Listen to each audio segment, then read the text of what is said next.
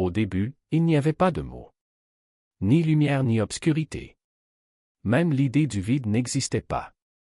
Avant que la première pensée ne traverse l'infini, avant qu'une divinité n'ouvre les yeux pour contempler la création, il n'y avait que l'unité absolue, la source primordiale qui précède tout nom, toute connaissance, toute existence. Ce n'est pas le Dieu des temples ou des prières. Ce n'est pas la divinité gravée sur des tablettes de pierre, entourée de commandements. C'est le mystère insondable que les maîtres gnostiques murmuraient dans des chambres secrètes, un secret si profond que les religions organisées ont passé des siècles à essayer de l'effacer de la conscience humaine. Vous trouverez ici ce que les architectes de toutes les doctrines craignaient le plus, la vérité selon laquelle, avant qu'une quelconque personnalité divine ne surgisse pour façonner les mondes ou juger les âmes, seule existait l'unité parfaite et indifférenciée de l'un.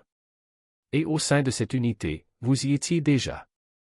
L'apocryphe Jal, texte redécouvert dans la bibliothèque de Nag Hammadi en 1945, commence par des mots qui brisent toute notion confortable du divin. Il ne parle pas de création, mais de l'incompréhensibilité elle-même. L'un est décrit comme invisible, incommensurable, éternel et inaccessible, une réalité si complète qu'elle n'a besoin de rien. Il ne connaît rien en dehors de lui parce que rien n'existe en dehors de lui. Contient tout le potentiel. C'est l'histoire de Dieu devant Dieu. Et c'est aussi l'histoire de qui vous êtes vraiment. Valentinu, l'enseignant gnostique du IIe siècle dont la sagesse menaçait les fondements du christianisme naissant, enseignait que l'un existe dans une perfection absolue. Il a appelé cet état plérum plénitude. Mais c'est ici que réside le danger pour toute autorité religieuse apparue plus tard, l'un ne crée pas par volonté ou intention. Il ne décide pas de construire l'univers comme un artisan construit une table. Elle émane, comme la lumière jaillit du soleil sans que le soleil ait à choisir de briller. La conscience découle de l'un par vagues successives d'intelligence divine, les éons. Ces éons ne sont pas des entités séparées, mais des facettes d'une seule conscience indivisible, s'explorant à travers des perspectives infinies. Imaginez-vous face à un océan si vaste qu'il n'a ni rivage, ni fond, ni surface que votre esprit puisse comprendre. Maintenant, imaginez que vous n'êtes pas devant cet océan, mais que vous êtes une goutte d'eau essayant de comprendre que l'océan est votre vraie nature. C'est la relation entre votre conscience individualisée et l'un. Cependant, les textes gnostiques cachés dans des jarres d'argile sous le désert égyptien pendant 16 siècles racontent une histoire radicalement différente sur la façon dont notre réalité physique est née. Ce n'était pas une création intentionnelle de perfection, mais un accident cosmique. De la plénitude du plérome a émergé Sophia, Léon dont le nom signifie sagesse. Poussée par le désir de connaître l'inconnaissable, elle émanait sans son père, sans la polarité équilibrée qui maintient l'harmonie dans le royaume divin. De cette émanation déséquilibrée est né quelque chose de grotesque, un être fait d'ombre et de confusion. Son nom était Yaldabaoth, le démiurge. Aveugle au plérome au-dessus de lui, il regarda dans le vide et déclara « Je suis Dieu et il n'y en a pas d'autre ». C'est le Dieu de l'Ancien Testament, le Dieu jaloux qui exige le sacrifice, l'obéissance et la soumission.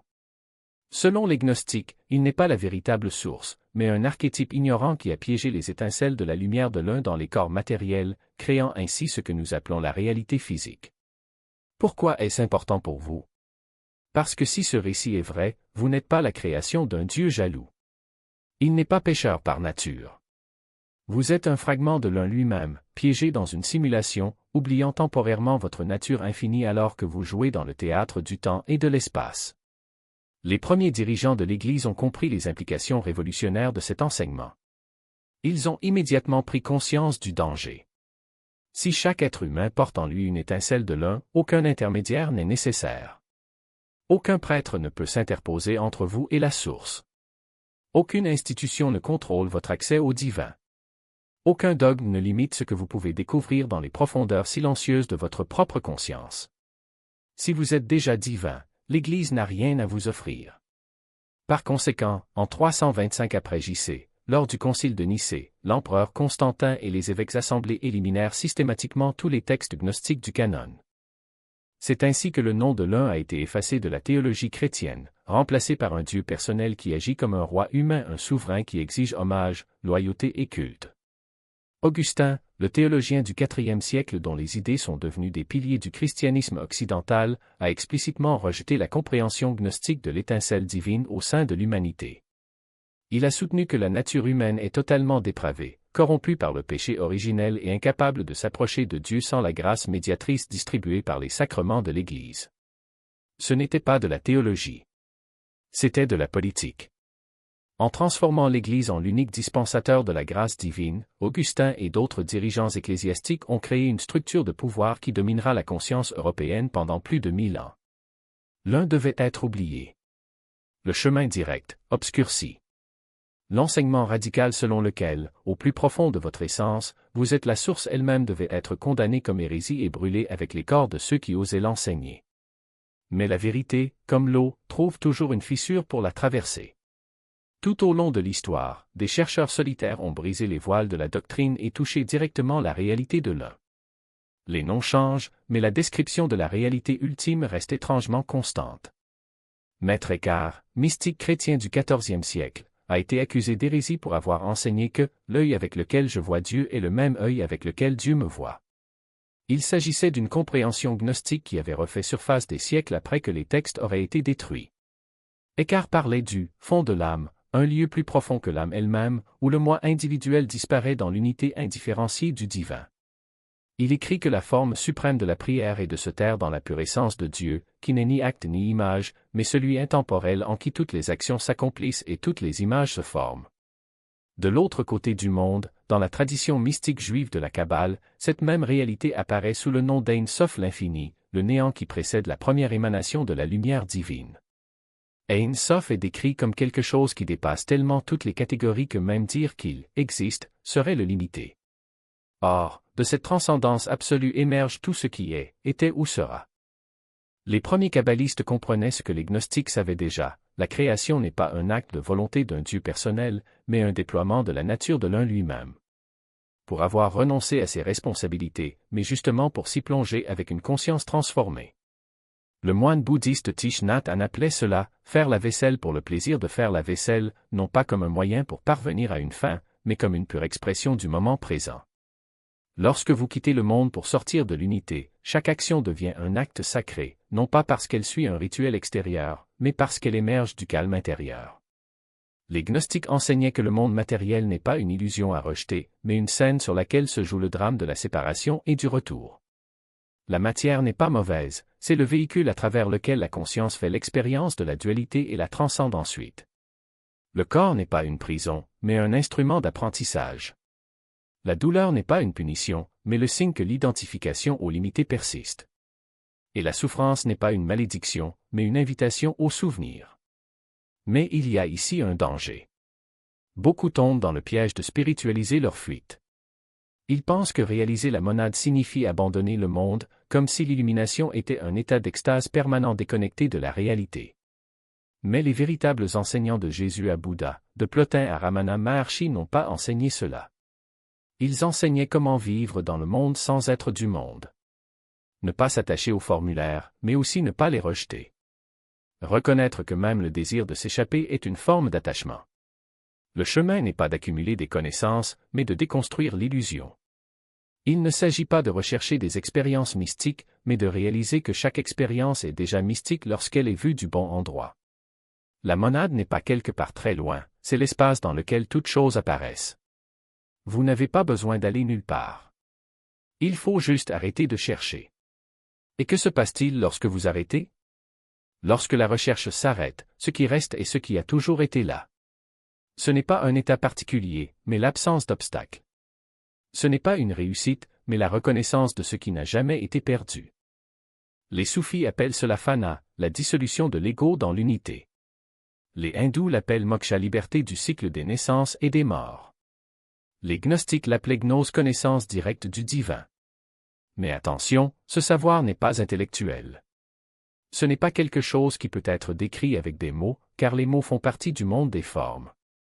C'est comme essayer d'expliquer la couleur bleue à quelqu'un qui ne l'a jamais vue.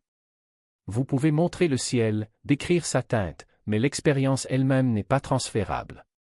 La gnose est ainsi. Ce n'est pas une croyance, mais une perception immédiate. Ce n'est pas une théorie, mais une révélation. Et voici le paradoxe, plus on essaie d'atteindre la monade, plus elle s'éloigne. Parce que l'effort lui-même est une expression de séparation. La monade n'est pas un objet à conquérir, il est le sujet qui observe. Ce n'est pas quelque chose que vous pouvez posséder, il est ce que tu es déjà. La seule chose qui empêche la réussite est l'idée qu'il y a quelque chose à accomplir. Alors, comment procéder? Il n'existe pas de méthode unique, car la méthode présuppose déjà un moteur de recherche et un objet de recherche. Mais il existe des indices. Les maîtres anciens ont laissé des signes, non pas comme des dogmes, mais comme des indications. Ils disent, regardez. Respirez. Silence. Ne faites rien. Et surtout, ne vous prenez pas trop au sérieux. La monade n'est pas un objectif à atteindre dans le futur. Il est le moment présent, le seul moment qui ait jamais existé. Le passé est mémoire. L'avenir est imagination. Seul le présent est réel. Et dans le présent, il n'y a pas de séparation. Il n'y a pas de « vous » ni de « monade ». Il n'y a que la conscience pure, qui se témoigne elle-même. Lorsque Jésus dit « le royaume des cieux est au-dedans de vous », il ne parlait pas d'un lieu lointain. Il montrait ce que vous êtes déjà. Lorsque Bouddha a enseigné que le nirvana et le samsara sont la même chose, il ne proposait pas une évasion, mais un changement de perspective. Lorsque les kabbalistes décrivaient Ein Sof comme le vide qui contient tout, ils ne parlaient pas d'un concept abstrait, mais de la réalité immédiate de votre propre esprit lorsqu'il s'immobilise. Alors que faire maintenant? Rien. Et tout. Parce qu'en fin de compte, la seule chose qui compte, c'est votre volonté d'arrêter. Pour lâcher prise. De permettre à l'illusion de la séparation de se dissoudre. Non pas par l'effort, mais par l'abandon. Non pas par conquête, mais par délivrance. Et lorsque cela se produit non pas comme un grand événement, mais comme une simple reconnaissance, vous réalisez que vous n'êtes jamais allé ailleurs. Que le voyage a toujours été une illusion. Que le chercheur et le recherché ne faisaient toujours qu'un. Et puis, que reste-t-il? Juste ça. Ce que ça a toujours été. Ce qui n'a jamais cessé de l'être. La monade. Pure conscience. L'éternel maintenant. Et tu te souviens enfin. Non pas en niant le corps ou en rejetant l'existence matérielle, mais en traversant la vie avec la légèreté de quelqu'un qui sait que tout n'est qu'un jeu. Vous continuez à participer pleinement. Ça marche. Créer. Aman. Mais sans le désespoir de ceux qui croient que c'est tout. Il apporte la présence à chaque instant car il reconnaît que cet instant, ici et maintenant, est la monade qui s'expérimente à travers sa perspective unique.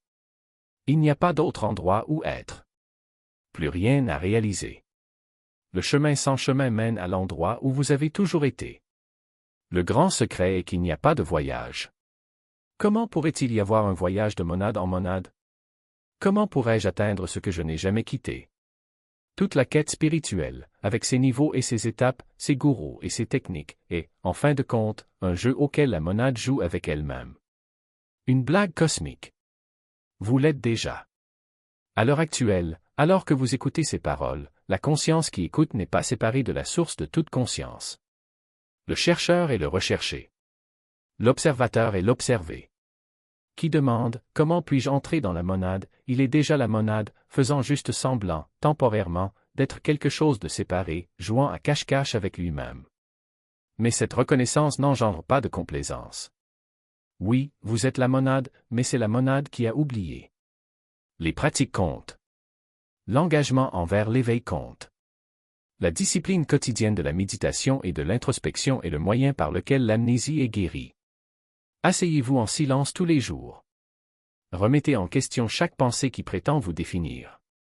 Examinez ce sentiment d'être un moi séparé jusqu'à ce que vous ne trouviez plus aucune substance.